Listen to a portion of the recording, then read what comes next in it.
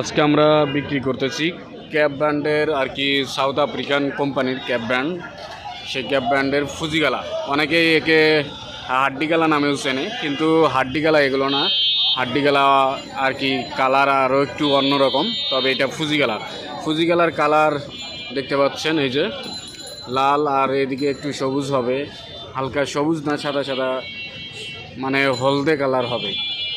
এটা হলো ফুজিগালা। আর যদি হাড্ডিগালা হইতো তাহলে আপনার এক পাশে আর কি এই যে সাদার হলুদের এই পাশে আর কি আপনার সবুজ থাকতো।